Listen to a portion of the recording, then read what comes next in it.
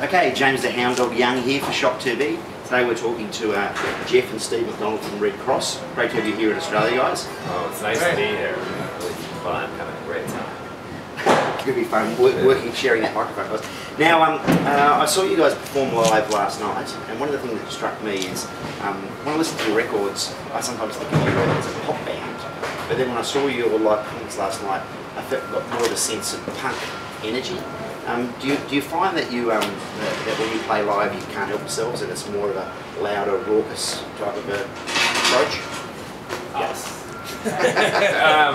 But it's kind of I'm going to be, for me, it's like kind of the Who formula. Because if you listen to like early Who, I mean like Tommy or something, it's all orchestrated, and then you see the live version, it's just completely stripped down, powerful. That's what we've always kind of tried to do. We always knew that you can't put the strings live, but not that we're. Well, nowadays you digitally can try. I won't have a laptop on stage. I will never play with a laptop on stage. But I have nothing against people that do. You just don't want to go to their show. No, I'll go to their show, but yeah, just the stripped down. You just compensate with energy. Certain things you can't do live, like 4-part harmonies, 5-part harmonies. Only 4 people, only 2 of them know how to sing. That's right. It does always look like they're checking their email on stage when you've got a laptop. Now, it's 30 years now since Born Innocent, your debut record. If I could ask a cheeky question, after 30 years, is there any innocence left in Red Cross? I think there was less than there is now. We're kind of born innocent again.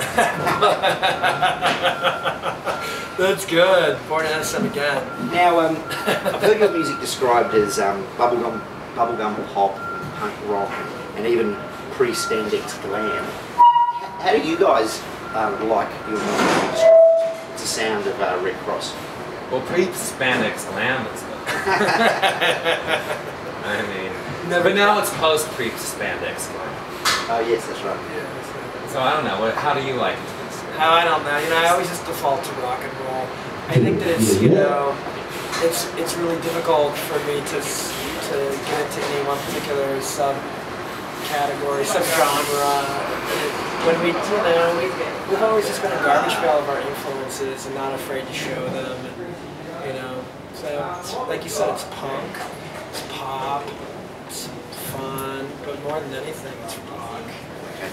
Now, I felt there was a lot of love in the room last night when I saw Red Cross on stage. And it's 18 long years since you've been in Australia. Why so long, and what brought you back? Well, why so long? I mean, I don't know. That's probably so long of an answer. But you know, we after '97, actually, we came here in '94 and played with the Hoodoo Gurus, and then we did one more record, Show World, in '97, and then just decided to take a break, which turned into like a 10-year hiatus, and and we all just both kind of explored other things. We started Red Cross when I was 10 or 11 years old. Yep. So by the time I was 30, I personally started thinking like, that's crazy. I made like career decisions about my life when I was 11 years old, which I'm actually very grateful for. Can't believe I had passion. I mean, I'm lucky for the passion. I'm grateful for it rather. But at that point in my life, I think I thought, gee, I probably should see what else is out there for me to consider. So I went to school for a while and studied music and learned the rules and produced some people. Jeff and I both produced artists. We've done records together and individually. We've produced a Adonis record, amongst other things, and Get Skin Tight. Get Skin Tight. But I've been doing a lot of that kind of different things, and worked at record labels, all sorts of weird, jiggly things, wiggly things, and weird, shady things. Weird, like shady things. Yeah, I know. I'm kidding. I know that. Those question types. But the point is, we've always stayed plugged into music, and I think it was really a break from live performance, which was the main difference. We still had been making music in one form or another, but and then now, getting to come back to Australia right now, we can thank the Hoodoo Gurus for us coming here in '94, and we can thank them again for us coming here in 2012. And we played with them about a year and a half ago in Spain, another Yeah. interesting country that are real rock and roll purists, and I have a love for both of what we do and the Hoodoo Gurus, and so I guess when they came up with the idea of their invitational, we were fresh in their minds, and you know, we've always felt like brothers in arms ever since we first met them in the mid-'80s and stuff, and so it's great. You mentioned Spain. I was lucky enough to go to the Azcamino Rock Festival in 2006. Oh, right. Where Oh, yeah, that was you fun. guys played. And That was our first show playing together again. That was the end of our hiatus. yeah, it was the best part of a decade. Are you guys kind of like Elizabeth Taylor and Richard Burton? You kind of got married and then you got divorced and decided to get married again. You just can't stay apart. Well, we are related, so it's I've never heard of anyone actually legally divorcing their brother. Yeah, you're the first to compare us to Liz Taylor and Richard Burton. So who's Liz? Who's Richard? I think she's Liz. I am. I'm the lead singer. He's the diva. He's the peacock. Now, when people have described you guys as pop culture vultures, what do you reckon that means, or how does that influence, those sort of influences come through your music, do you think, if you're into pop culture? Well, nowadays it's mutating the whole. Jeff can go on a tirade about K-pop. I'm wearing Park Bom t-shirt right now. From 21. Yeah. I don't know. Vultures, yeah, I mean, it's all there to pick. It's just pick and choose. It's like rock and roll is just kind of a hybrid of everything. You know, I mean, there's no one who doesn't have some strange influence. I mean, even the Beatles and the Stones were just, but had already been done. They did something new out of it. Do you think showmanship is alive and well in rock and roll in 2012? Yeah, I mean, if you go see, you know, Jack White or something, you're gonna get a really great show. And there's artists that care about performing, but there's always been a lot of artists that were much better on record than they were live. But for us, we definitely try to keep it. I guess it's alive. I mean, I guess it's true though. In underground rock, there's been a very humble movement away from showmanship. But actually, I mean, I don't even really know. Like all the environments we've ever been in, we've always felt like the outcast by like promoting the showmanship to what we did. You know, I mean, when we first came up, we were playing with bands like Black Flag and Husker Du and Minutemen, and you know, they were fun bands to watch, and they were definitely very energetic. But I don't know that they looked at it as showmanship. And they would look down at us because we were like into Kiss, and they wanted to bring that kind of showmanship back. Yeah, and I think that we were judged for like wanting to put. I wish you could find the flyer for the sideshow. Yeah.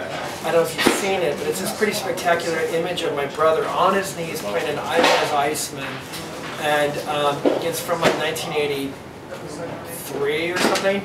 And someone just gave me this image recently, and it's funny because in the picture it's Jeff on the floor, he's 16 years old, playing a Paul Stanley guitar, just like going for it. And then what you can also see behind him are just my legs, and it's Gold LeMay. Gold LeMay with a Gibson T-Bird. That's all you can see. It's Gold LeMay and the body of a T-Bird. And the funny thing about that picture is that the other band on the bill that night was a very early incarnation of Suicidal Tendencies. Yes. And you know, and we were not appreciated either. Well, I'm glad that you mentioned the fashion because you know, I was just on YouTube looking at some of your film clips and I was looking at Annie's Gone, and I'm just thinking, I do remember, and you look at the front cover of your early records, how important dressing up and fashion appeared to be for Red Cross.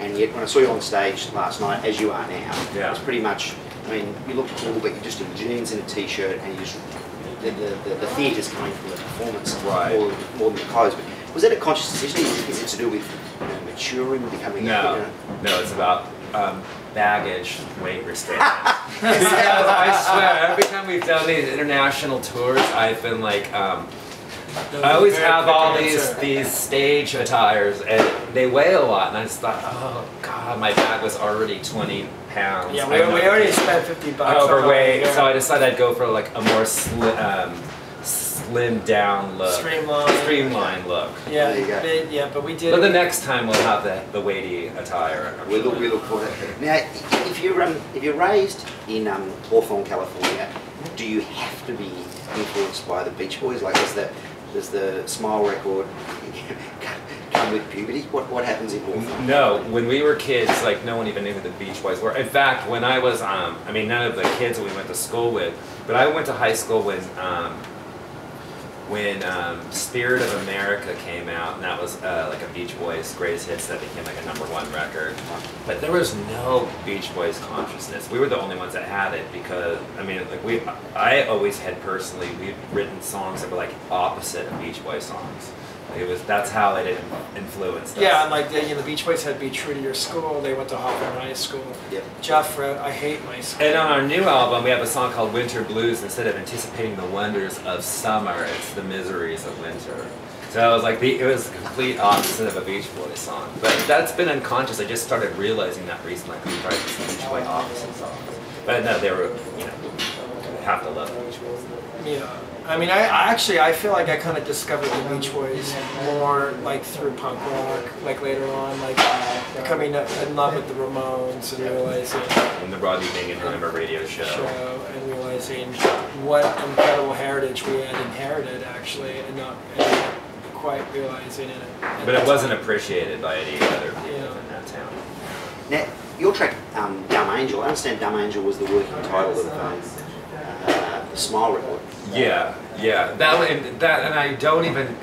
We co-wrote that with Roger Manning. I don't even remember the story behind that song. But I knew this. Yeah, the Brian Wilson connection. Maybe there was just some. You know, those kind of Brian Wilson obsessions kind of come and go throughout a musician's life.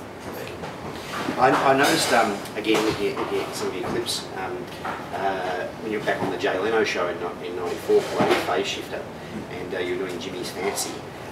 The guitar you played appeared to be the guitar I saw you playing last night. Yeah. As someone who's been together in a band for the best part of 30 years, do you hold on to your, is there special instruments you've had the whole journey? Yeah, I have every guitar I've ever owned except for my very first, Strat copy that I got for $40, I think. That he got Arthur. But you know, $40 is really weird because, okay, $40 was my first electric guitar, and that was the first guitar we wrote all of our songs on. I just read Johnny Ramone's book, and his first Mozart was $40. And my wife Charlotte, she was in the Go-Go's, and the first time I saw them play at a club, she had this incredible white SG that she bought at a garage sale for $40. So, I mean, it's a magic number. It's a magic number. Yeah, and nowadays you're lucky to get out of Wagamama spending $40. That's true. Now, it's been 15 years since the Show World record came out, which is the last record for Red Cross. Pleasingly, you've got a brand new record coming out, Researching the Blues, out in Australia through Shock. It's August release date in the US. Love to hear about the new record. First question, 15 years, you must have done a lot of songwriting in between. How did you, what can we look forward to in the new record? Well, the new record is just like pure rock and roll pop without reinventing the wheel. But we just wanted it to sound like if you put on our records, it's just it's another great Red Cross record, not a comeback, not a return to form, just like a very solid, good album by us with our kind of stamp on it.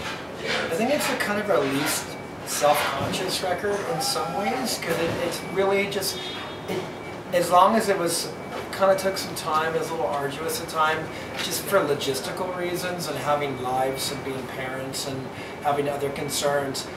The actual songs, at least Jeff wrote all the songs, so maybe I had the objective perspective, but like I always felt 100% confident of what I was working on was solid quality, and it was just, for me, I handled more of the technical, and it was really just a concern of like putting it in the best possible framework that this painting could be in, you know, because the songs were just so good, so just real, and you know, and it's an interesting record in the sense that I've never felt this confident about one of our records. And not to say I haven't liked all of our records, but this record to me, and also maybe it's because we've done everything, Yep. and but it just feels like it's not trying to be anything. It's not concerned with what else is going on in the world, but it's not out of touch or anything. It just is.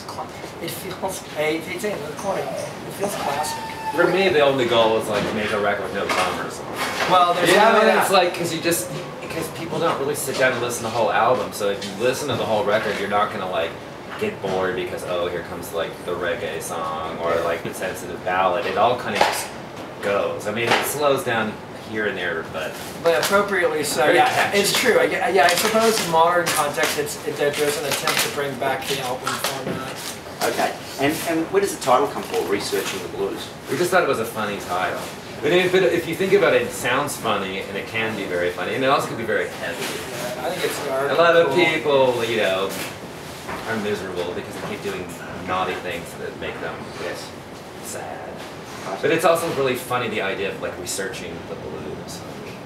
And A Google it's- search on It's the such a blues. poser thing, you know. You either are the blues or you're learning about it from a book is awesome. But I love reading books about like early American music. I read them. I actually research the blues all the time. Well, after you guys do seem cheerful and there's positive energy on stage, which is pleasing and also perhaps surprising after 30 years. Do you think after 30 years in the music game that are you bitter or are you positive? Where do you find yourself in 2012? When it hits- Incredibly- If we wouldn't have taken like at least 13 years off, it would be extremely negative. Well, but the thing is, but as Red Cross, I guess we have. But we've continued to toil away at other ways of doing music. Look, I think the thing is that both of us are grateful to be able to have the outlet and in all the different ways we've done these things. And I mean, I don't know. You could sit there around and like feel entitled or whatever, but I'll leave all that head craziness to Axl Rose. But you also, know? the bitterness thing is pointless because they got theirs. If you really think about it. Who got theirs? What do you mean? The music industry, everything. Oh, yeah, you're talking about us against them. Well, yeah, they're definitely like No, they're- I don't even think Well, of it. I'm kidding. I don't care. But, no, it's weird. It's like, look, we are purveyors of underground rock and roll. I've always loved underground rock and roll. It's where I feel comfortable. I went to my first rock show and I went to the Whiskey A Go Go when I was 10 or something. And, and it was like, saw the Avengers and X open for them. And it was somewhat life-changing because it was this moment where, you just really kind of realized that, all the bullshit in school and all like the social pressures to be a part of or popular or whatever kind of didn't matter. You could even feel it just like at that age, and that we'd found other weird ones that we identified with, and it was like that sort of gabba gabba hey moment, or and the Island Misfit Toys. And I don't think that there's anything. I think that I'm really grateful. I feel lucky to not be alone and to be a part of something, and in some ways, really appreciate it. We're really lucky. So, Cool. Very much looking forward to the new record, but I just want to mention, Jeff, I know you've got a 17-year-old daughter, Astrid. Yeah. You talked about other musical projects. You've been writing for her. Is that something we might hear? Yeah, I've written a couple of songs with her, and she goes to like an all-girl Catholic school, and she's being hammered like with the schoolwork. But we've actually recorded a little bit, and this summer I'm gonna help her put together a record. I mean, if I'm in between working on touring and doing stuff, but yeah, she has a great voice. Like Stephen and I, we weren't natural singers on any little way to learn and scratch our way into like being tuneful, but she naturally has a good voice, so it's fun. She has good taste too. Okay, well, it's been fantastic talking to you, Jeff and Steve McDonald from Red Cross here at the Cherry Bar in ACDC Lane. It's been a bit noisy. There's been beers being delivered and sound checks kind of going on in the background. And if I could just say, fantastic to have you here now. Obviously, we're going to get the new record. It's going to be out on Shock. We'd love to see you back in Australia next year touring on researching the books. Oh, Can you thank please so come? much fun. Yes, yeah, we will. that's terrific. Sure, yeah, make it happen. Great talking to you guys. All the best. Cheers. It's nice to meet you. Cheers.